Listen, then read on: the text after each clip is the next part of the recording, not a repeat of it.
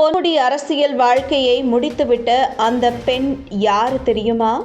இவங்க தான் real iron lady. கடந்த 2006 முதல் 2011ஆம் ஆண்டு வரை நடைபெற்ற திமுக ஆட்சியில் தமிழகத்தின் உயர்கல்வித்துறை அமைச்சராக பொன்முடி பொறுப்பு வகித்திருந்தார். அந்த காலகட்டத்தில் அமைச்சர் பொன்முடி வருமானத்திற்கு அதிகமாக சொத்து சேர்த்ததாக புகார் எழுந்ததை அடுத்து பொன்முடி மற்றும் அவரது மனைவி விசாலாட்சி மீது தமிழக அரசின் கீழ் உள்ள விழுப்புரம் மாவட்ட லஞ்ச ஒழிப்புத்துறையினர் கடந்த 2011ஆம் ஆண்டு வழக்கு பதிவு செய்து விசாரணை மேற்கொண்டனர். அதற்கு பிறகு அமைச்சர் பொன்முடி மற்றும் அவரது மனைவியின் மீது பதியப்பட்ட வழக்கை விசாரித்த சிறப்பு நீதிமன்றம் கடந்த 2016ஆம் ஆண்டு பொன்முடி மற்றும் அவரது மனைவியை விடுதலை செய்து தீர்ப்பளித்தது. அதற்கு பிறகும் அதிமுக ஆட்சி காலத்தில் சிறப்பு நீதிமன்றத்தின் தீர்ப்பை எதிர்த்து லஞ்ச ஒழிப்புத்துறையினர் மேல்முறையீடு செய்தனர். லஞ்ச ஒழிப்புத்துறையால் அதிமுக ஆட்சி காலத்தில் மேல்முறையீடு செய்யப்பட்ட வழக்கு நிலுவையில் இருந்த இடைப்பட்ட காலத்தில் அமைச்சர் பொன்முடிக்கு தொடர்புடைய இடங்களில் வருமான வரித்துறை அதிகாரிகள் சோதனை நடத்தியது தமிழக அரசியலில் பரபரப்பை ஏற்படுத்தியது. இந்த நிலையில் நேற்றைய முன்தினம் பொன்முடி மற்றும் அவரது மனைவி விசாலாட்சி ஆகிய இருவரையும் விடுதலை செய்து சிறப்பு நீதிமன்றம் அளித்த தீர்ப்பை ரத்து செய்து அவர்கள் குற்றவாளி என உயர்நீதிமன்ற நீதிபதி ஜெயச்சந்திரன் தீர்ப்பளித்து மேற்கொண்டு இந்த வழக்கின் தண்டனை விபரங்கள் அனைத்தும் இன்று அறிவிக்கப்பட்டுள்ளது.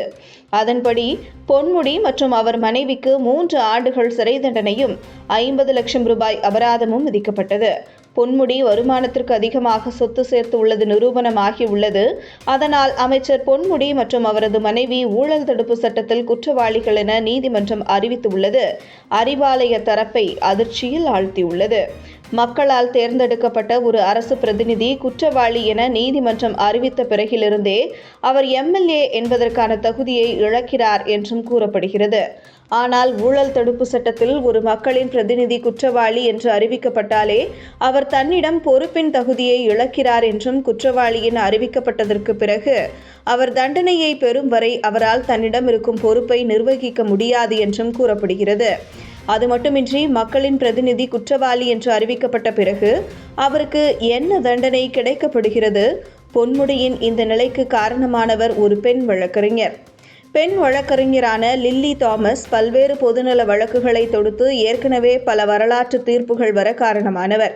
கடந்த 2013ஆம் ஆண்டு வழக்கு தொடர்ந்துதான் மக்கள் பிரதிநிதித்துவ சட்டத்தில் ஒரு விதியை நீக்கிய உச்சநீதிமன்றத்தின் முக்கிய தீர்ப்பை வென்றது முக்கியமானதாக பார்க்கப்பட்டது.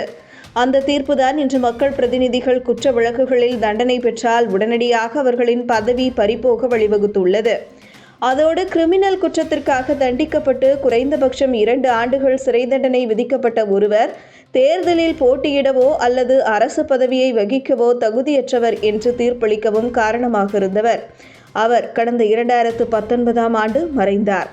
முன்னதாக திமுக அமைச்சரவையில் அதிக செல்வாக்கை கொண்டிருந்த அமைச்சராக இருந்த செந்தில் பாலாஜிக்கும் இதே போன்று முதலில் வழக்கு பாய்ந்தது. பிறகு சோதனை, அதற்கு பிறகு சிறையில் அடைக்கப்பட்டார். தற்பொழுது செந்தில் பாலாஜியை போன்று பொன்முடிக்கும் நிகழும். உயர்நீதிமன்றமே அவரை குற்றவாளி என்று கூறிவிட்டது. அடுத்தது யாரோ என விமர்சனங்கள் முன்வைக்கப்பட்டு வருவது அறிவாலயத்தை அல்லாட வைத்துள்ளது.